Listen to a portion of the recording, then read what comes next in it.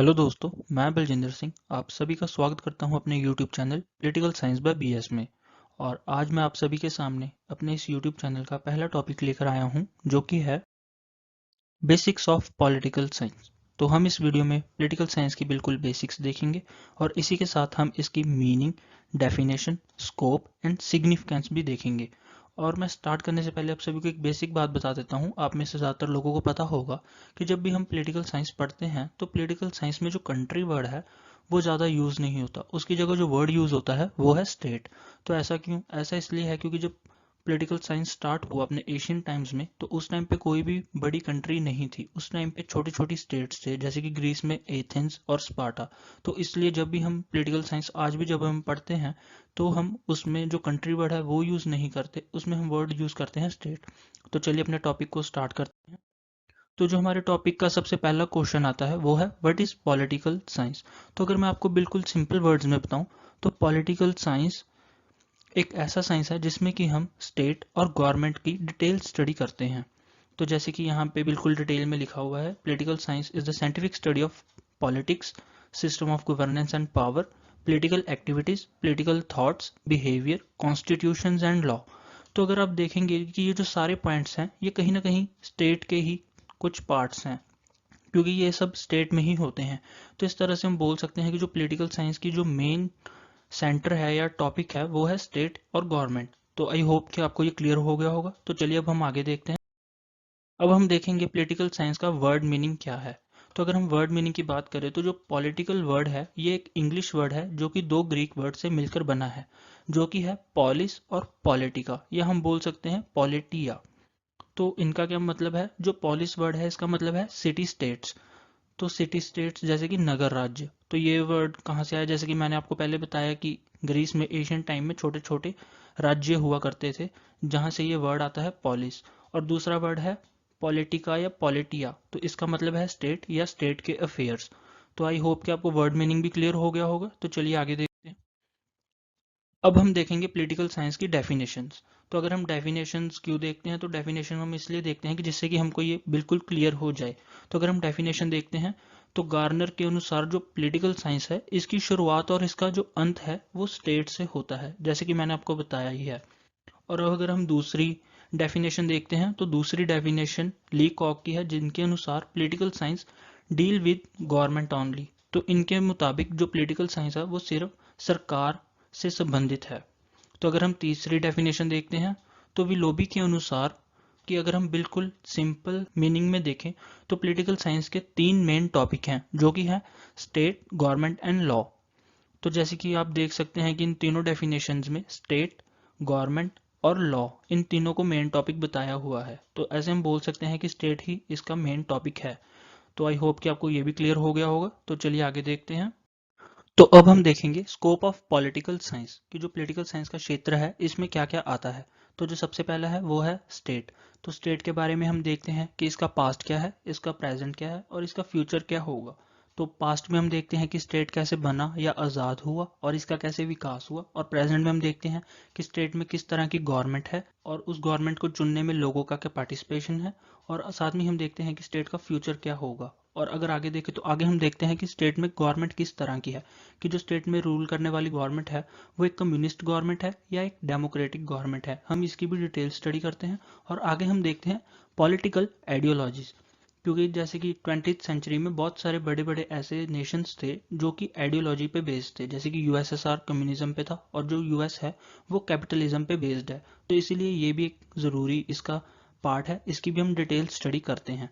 और अगर आगे देखते हैं पॉलिटिकल सिस्टम, कि जो स्टेट है उसमें जो कानून है वो किस तरह से पास हो रहे हैं और वो किस तरह से लागू हो रहे हैं, इनकी भी हम पॉलिटिकल सिस्टम में डिटेल स्टडी करते हैं। और अगर आगे देखें तो हम इंटरनेशनल रिलेशन की भी डिटेल स्टडी करते हैं, कि जो एक राज्य है उसका दूसरे राज्य के साथ क्या कैसे संबंध है, किस प्रकार के उसके संबंध हैं, हम इसकी भी डिटेल स्टडी करते हैं। और हम आगे देखें तो इंटरनेशनल ऑर्गेनाइजेशन, कि जो बड़ी बड़ी इंटरनेशनल ऑर्गेनाइजेशन है जैसे कि UN, united nation, world health organisation और यूनेस्को, इस तरह की जो मेन इंटरनेशनल ऑर्गेनाइजेशंस हैं हम इनकी भी डिटेल स्टडी करते हैं। और अगर आगे देखें तो स्टडी ऑफ पावर, क्योंकि जो पावर है ये स्टेट का एक मेन एलिमेंट है, तो हम इसकी भी डिटेल स्टडी करते हैं। और आगे अगर देखें तो न्यू कॉन्सेप्ट, तो जैसे कि जो पॉलिटिकल साइंस में जो न्यू कॉन्सेप्ट्स आ रहे हैं, जैसे कि concept of power, concept of influence, concept of legitimacy, तो इस तरह के जो न्यू कॉन्सेप्ट हैं हम इनकी भी डिटेल स्टडी करते हैं। तो आगे हम देखते हैं study of non political factors. तो ये क्या है, ये जैसे कि कास्ट, क्रीड, कलर और लैंग्वेज। तो जैसे कि मैं आपको एक एग्जांपल देता हूँ, तो जैसे कि मान लो कोई एरिया है जिसमें कि अपर कास्ट के लोग रहते हैं, तो वो क्या ट्राई करेंगे कि जो उनका लीडर है वो भी एक अपर कास्ट का हो, क्योंकि इनसे उनको एक फेवर्स मिल सकते हैं। तो इसी तरह से ये भी पॉलिटिक्स को बहुत इफेक्ट करता है। ये बाकी चीज़ों पे भी अप्लाई होता है, जैसे कि अगर लोअर कास्ट के लोग हैं तो वो लोअर कास्ट लीडर को प्रेफर करेंगे, और अगर मतलब कि लैंग्वेज बेसिस पे भी ये होता है। तो ये जो नॉन पॉलिटिकल फैक्टर्स हैं ये भी पॉलिटिकल को इफेक्ट करते हैं। तो अगर हम आगे देखते हैं तो study of rights and law, क्योंकि हमको पता है कि अगर हमको राज्य में रह के अपना विकास करना है तो जो राइट्स हैं ये बहुत ज़रूरी हैं, तो इसलिए हम राइट्स की भी स्टडी करते हैं, और जो लॉ, जो कानून बने हुए हैं, हम इनकी भी डिटेल स्टडी करते हैं। अगर आगे देखें तो ह्यूमन बिहेवियर, क्योंकि अगर आपको पता होगा कि जो डेमोक्रेसी या डेमोक्रेटिक कंट्रीज होती हैं उनमें इलेक्शंस मेन होते हैं। तो इलेक्शंस का जो मेन पार्ट है वो है ह्यूमन बिहेवियर, कि जो ह्यूमन का बिहेव है वो किस तरह का है और वो किस तरह से पॉलिटिक्स को देखता है। तो ये भी एक मेन एलिमेंट है, हम इसकी भी डिटेल स्टडी करते हैं। और अगर आगे देखें तो स्टडी ऑफ पॉलिटिकल पार्टीज, क्योंकि जो जो पॉलिटिकल पार्टीज हैं ये जो देश के लोग हैं उनको बहुत इन्फ्लुएंस करती हैं और उनसे वोट लेकर जो स्टेट है उसको रूल करते हैं। तो इसलिए जो पॉलिटिकल पार्टीज हैं ये भी मेन है, हम इनकी भी डिटेल स्टडी करते हैं। अगर आगे देखें तो स्टडी ऑफ पॉलिटिकल ग्रुप्स, तो पॉलिटिकल ग्रुप्स में कौन कौन से ग्रुप्स होते हैं, जैसे कि प्रेशर ग्रुप्स। प्रेशर ग्रुप्स कौन से होते हैं, जैसे कि बहुत सारे जो पारी होते हैं वो अपना एक समूह बना लेते हैं जिससे कि वो गवर्नमेंट से अपनी जो फेवर्स हैं वो ले सकें, या जो अपने जो इंटरेस्ट हैं उनको पूरा करवा सकें। तो इनको हम बोलते हैं प्रेशर ग्रुप्स। तो ये सिर्फ मतलब कि ट्रेडर्स के नहीं होते, इनके अलावा ये जैसे कि हम देखते हैं कि लेबर यूनियन है वो भी इसी श्रेणी में आते हैं। आई होप कि आपका जो स्कोप ऑफ पॉलिटिकल साइंस है ये क्लियर हो गया होगा। चलिए अब हम आगे देखते हैं। तो अब हम देखेंगे सिग्निफिकेंस ऑफ पॉलिटिकल साइंस, कि जो पॉलिटिकल साइंस को पढ़ने के हमें क्या क्या फ़ायदे होते हैं। तो जो सबसे पहला फ़ायदा है कि हमें अपनी राइट्स और ड्यूटीज़ के बारे में नॉलेज मिलती है, कि जो हमारी स्टेट है वो हमें क्या क्या राइट्स देती है और हमारी क्या क्या उसके प्रति ड्यूटीज़ हैं। और इसके अलावा हमें स्टेट एंड गवर्नमेंट्स के बारे में नॉलेज मिलती है, कि जो डिफरेंट डिफरेंट टाइप की स्टेट्स और गवर्नमेंट्स हैं हमें इनके बारे में भी ज्ञान मिलता है, जिससे कि हम इन्हें कंपेयर करके खुद को सुधार सकते हैं। और हमें वेरियस गवर्नमेंटल सिस्टम्स की भी नॉलेज मिलती है, जैसे कि फेडरल गवर्नमेंट या प्रेसिडेंट गवर्नमेंट या फिर पार्लियामेंट्री फॉर्म ऑफ गवर्नमेंट। तो इस तरह की जो डिफरेंट गवर्नमेंटल सिस्टम्स हैं हम इनके बारे में नॉलेज मिलती है। और अगर आगे देखें तो knowledge of various political ideologies, तो जैसे कि जो न्यू पॉलिटिकल आइडियोलॉजीज जैसे कि फेमिनिज्म, कम्युनिज्म, और इसके अलावा इंडिविजुअलिज्म, बिहेवियरलिज्म, तो जो इस तरह की विचारधाराएं हैं हमें इनके बारे में भी नॉलेज मिलती है। और इसी के साथ ही नॉलेज अबाउट इंटरनेशनल ऑर्गेनाइजेशंस, तो जैसे कि यूएन है, यूनेस्को है, इनके बारे में भी हमें डिटेल में नॉलेज मिलती है या हम इसकी स्टडी करते हैं। और अगर आगे देखें तो knowledge of current problems and solutions, तो जो हमारी स्टेट में प्रॉब्लम्स चल रही हैं, जो जो उनका सोल्यूशन है, हमें इनके बारे में भी पॉलिटिकल साइंस से नॉलेज मिलती है। अगर आगे देखें तो ये पॉइंट है कि पॉलिटिकल साइंस पढ़ने से जो एक व्यक्ति है उसका जो दृष्टिकोण है वो बड़ा होता है, क्योंकि जैसे जैसे वो विचारधाराएं नई नई पढ़ता है तो वो उसके जो विचार हैं वो बड़े होते हैं और उसका जो दृष्टिकोण है वो बड़ा होता है।